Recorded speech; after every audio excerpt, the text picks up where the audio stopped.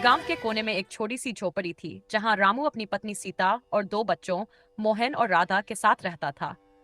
रामू एक ईमानदार और मेहनती किसान था, लेकिन उसकी गरीबी उसकी मेहनत पर भारी पड़ रही थी। एक सुबह रामू अपने खेत में काम कर रहा था। वह फावड़ा चला रहा था, लेकिन उसके चेहरे थकान साफ झलक रही थी। तभी सीता ने उसे आवाज लगाई, रामू, अब खेत में इतना भी काम मत करो। शरीर भी तो तुम्हारा साथ नहीं दे रहा। क्या क्या खेत की मिट्टी से सोना उगाएगा? सीता, जब तक मैं मेहनत करूंगा तब तक उम्मीद बनी रहेगी। और जहां तक सोने की बात है, ये मिट्टी ही हमारा सोना है।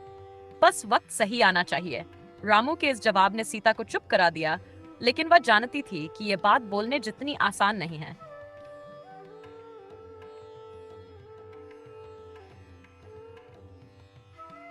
कुछ दिनों बाद रामू अपने खेत में गड्ढा खोद रहा था। वह अपनी दिनचर्या में खोया हुआ था। अचानक उसकी फावड़ा किसी कठोर चीज से टकराई। उसने ध्यान से मिट्टी हटाई तो देखा कि वहां एक चमकदार पत्थर है। यह क्या है? क्या यह सचमुच कोई कीमती चीज हो सकती है? वह पत्थर को उठाकर ध्यान से देखने लगा। पत्थर की चमक इतनी तेज थी कि उसकी आंखें चौंधिया गईं। उसने तुरंत पत्थर को कपड़े में लपेटा और घर ले गया। यह तो बहुत ही अजीब चीज लग रही है। क्या यह कोई हीरा है? हीरा हो या ना हो, लेकिन यह अनमोल जरूर है। मुझे लगता है कि यह हमारी गरीबी दूर कर सकता है, लेकिन क्या इसे बेच देना सही रहेगा? रामू ने पत्थर को छिपाकर रख दिया और गांव के बड़े बुजुर्गों से सलाह लेने का फैसला किया। वह गांव के मुखिया हरिया काका के पास गया। रामू, यह हीरा तुम्हारे लिए वरदान हो सकता है, लेकिन सावधान रहना। लोग तुम्हारे पीछे पड़ सकते हैं। लालच इंसान को अंधा कर देता है। रामू ने उनकी बात पर गहराई से सोचा। काका, आपकी बात सही है। मैं जल्दबाजी में कोई फैसला नहीं करूंगा। मेहनत का रास्ता ही सही होगा। रामू ने वह कीमती पत्थर अपनी झोपड़ी के एक कोने में मिट्टी के घड़े में छिपा दिया। हालांकि उसने किसी को नहीं बताया, लेकिन छोटे गांवों में बातें छिपती कहाँ हैं।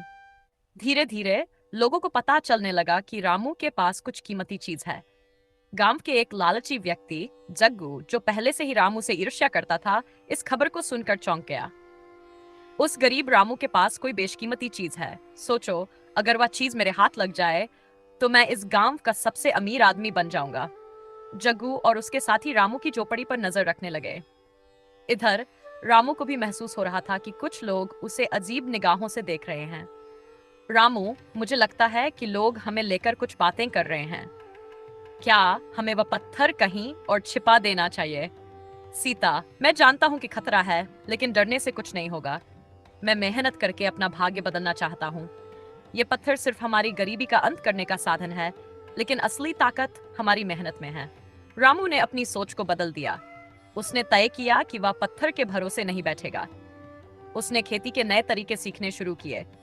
वह आसपास के गांवों में जाकर किसानों से सलाह लेता और खेत में नई तकनीकों का इस्तेमाल करता।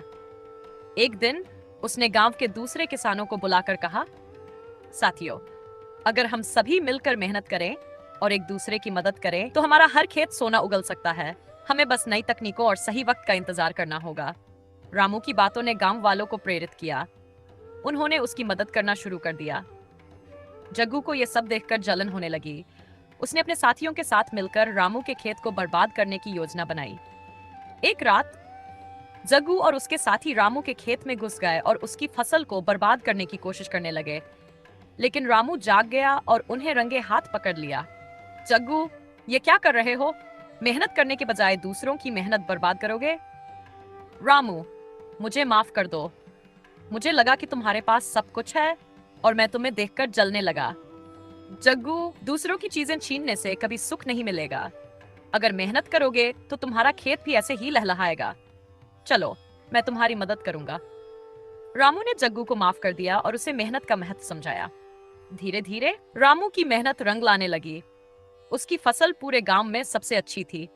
व्यापारी उसके खेत से फसल खरीदने आने लगे। रामू ने अपनी कमाई से अपने बच्चों की पढ़ाई का इंतजाम किया और सीता को भी कुछ आराम दिया। एक दिन उसने वह कीमती पत्थर एक बड़े व्यापारी को बेच दिया। उसने उससे मिले पैसे को गांव के विकास में लगाया। उसने स्कूल, कुएं और नई तकनीकों के लिए धन दिया। गांव का हीरो रामू की ईमानदारी और मेहनत से वह गांव का सबसे प्रिय व्यक्ति बन गया। गांव वालों ने उसकी सराहना की और उसे गांव का मुखिया बना दिया। रामू, तुमने हमें सिखाया कि असली दौलत ईमानदारी और मेहनत में है। तुमने गांव का नाम रोशन कर दिया। रामू मुस्कुराया और बोला, यह सब मेहनत और सही सोच का नतीजा है। कीमती चीजें कभी कभी किस्मत से मिलती हैं, लेकिन असली सफलता अपनी मेहनत से मिलती है। अंत में संदेश, रामू की कहानी से हमें सीख मिलती है कि चाहे कितनी भी मुश्किलें क्यों ना आए, सच्चाई और मेहनत का फल हमेशा मीठा होता है। लाइक का बटन दबाना फ्री है, तो दबा ही दीजिए। आपके लाइक से हमें और मेहनत करने की प्रेरणा मिलती है।